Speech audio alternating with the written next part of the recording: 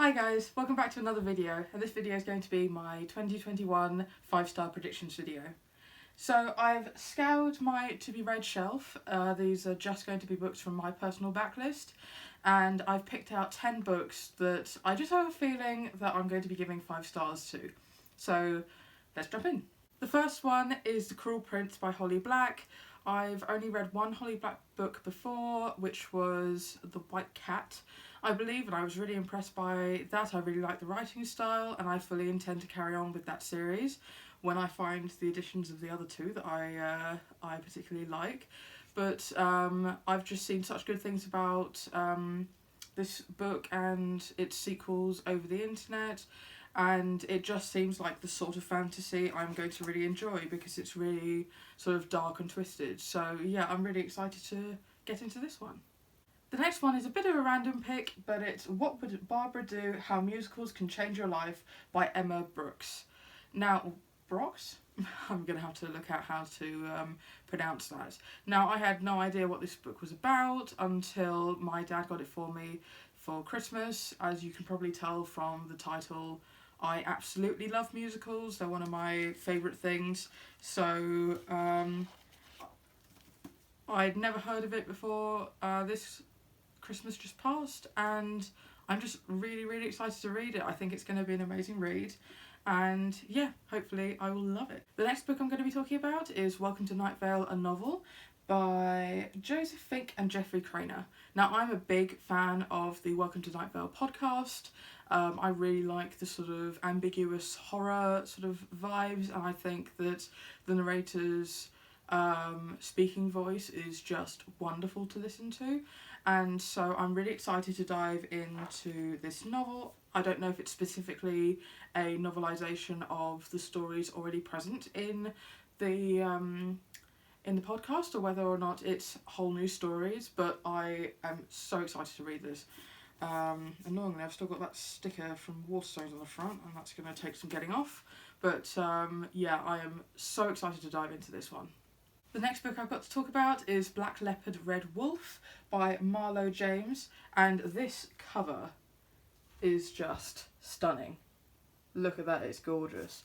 So I saw this floating around a lot over, wouldn't have been last year, probably the year before. When did this come out? 2019. So I saw so much of this around the internet around 2019, and a lot of people were hauling it, but I have heard almost nothing about it since, so I really don't know whether or not it's just because it's such a chunky monkey people haven't been prioritising it, but it's a I think it's an African inspired fantasy, and I know nothing about the plot of this, but I just had to buy it because of that gorgeous cover, and I think I'm just going to go in blind and see what I think of it, but I'm so excited to read this. So the next book I've got to talk about is A Curse So Dark and Lonely by, the sticker is covering up the name.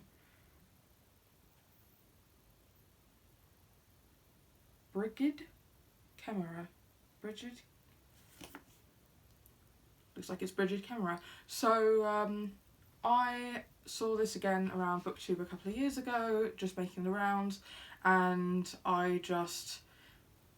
it really sounds like it's going to be for me. It sounds like a sort of retelling of a classic fairy tale, but with darker fantastical vibes, and I'm just so excited to read this. I think the cover is, again, absolutely stunning. I love the fact that the spine is hollow. I don't know if the camera's going to pick that up, but it is absolutely gorgeous. Personally, I think that the covers go downhill after this one, but I really love this one, and I think there's just something about this that I think I'm going to absolutely devour it. And of course, another musical reference, Wicked by Gregory Maguire. So I love the musical, and I know that from what I've heard, the book is very different and a lot darker, but that's why I'm really excited to go into this one. I really like darker stories, and I think that this is going to make a lot of sort of commentary on prejudice and discrimination, and I'm just really excited to get into this one. So the fourth one I've got is, or the fourth to last I should say, is The Knife of Never Letting Go by Patrick Ness. Now this one is the start of the Chaos Walking trilogy, and I have actually read this before, though I've put this on my to be read shelf. So when this book was up for the Carnegie Award, our school was part of the sort of set of schools where, which year would it have been in? Either year 8 or year 9, a couple of people per class were chosen to read all the nominees and then vote for their favourites. And this was one of the ones I read during that. And I think I just read it when I was too immature. I don't think that I was far enough along in my reading to fully grasp this, although I did really enjoy it at the time. But I remember absolutely nothing about it, and I really wouldn't be able to go into either of the sequels without having to reread this. And I think that with the amount of good things that I've heard about this series in particular by Patrick Ness, I'm really excited to read it. I do really like Patrick Ness's writing style. Some of the other books that I've read by him include A Monster Calls, Release, and what was that other one? Should be up here. Oh, yeah, yes, The Rest of Us Just Live Here. So I really do enjoy Patrick Ness's writing style, and this is by far his most beloved series, I would say, and I'm so excited to get back into this one as well. So we're down to the last 3 now, and one of those is The Northern Lights by Philip Pullman. I love this edition. It's very squat, and it almost feels like a hardcover, even though it's technically a paperback.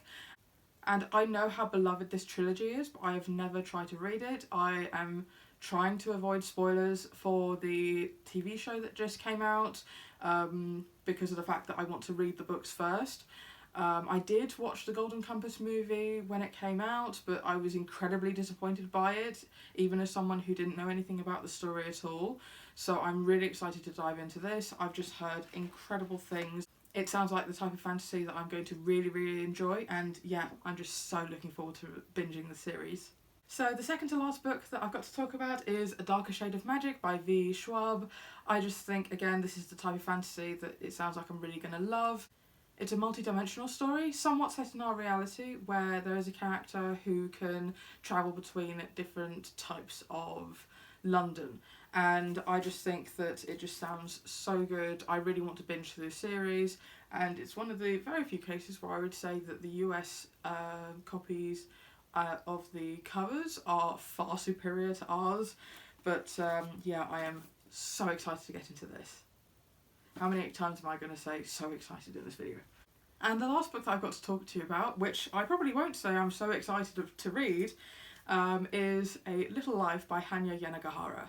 Now this is the only book out of my top 10 that I have actually started. I've got a fair way into this. That's the bit that I've read, and this is how much I've got left. So I've got 494 pages in, and this has to be one of the most depressing books I have ever tried to read.